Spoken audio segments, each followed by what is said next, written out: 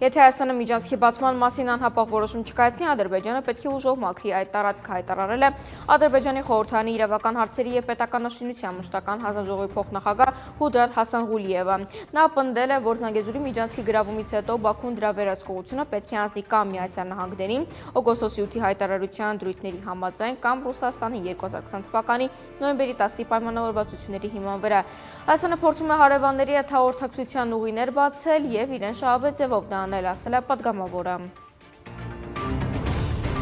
2026 թվականի մայիսից Երևան-Բաթումի ուղղությամբ չվերթներ կիրականացվեն։ Չվերթները կմեկնարկեն մայիսի 25-ից եւ կիրականացվեն յուրաքանչյուր երկուշաբթի, չորեքշաբթի եւ շաբաթ օրերին։ Տեղեկությունը հայտնում է Fly One ընկերության մամուլի ծառայությունը։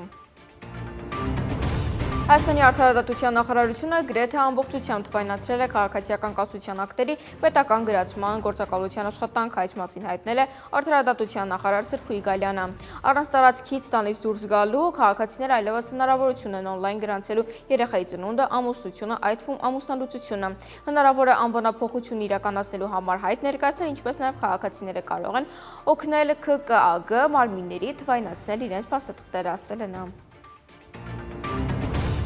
Հայաստանի ֆուտբոլի ազգային հավաքականի ավագը փոխվել է, այս մասին հայտնել է գլխավոր մարզիչ Եղիշե Մելիքյանը։ Այսուհետ Հայաստանի ազգային հավաքականի ավագը կլինի Էդուարդ Սպերցյանը, նշել է նա։ Մելիքյանը հայտնել է նաև, որ արգենտինական Բելգրանոյի կիսապաշտպան Լուկաս Սելարայանը ավարտել է կարիերան Հայաստանի հավաքականում։ Մինչև իմ գալը Լուկասը ցանկանում էր ավարտել իր կարիերան հավաքականում, խոսեցի նրա հետ, ասացի, որ հավաքականն ունի նրա կարիքը։ Իռլանդիայի դեմ խաղից առաջ նա ասաց, որ ունի ընտանեկան խնդիրներ եւ այլևս չի կարող գալ, հայտնել է մարզիչը։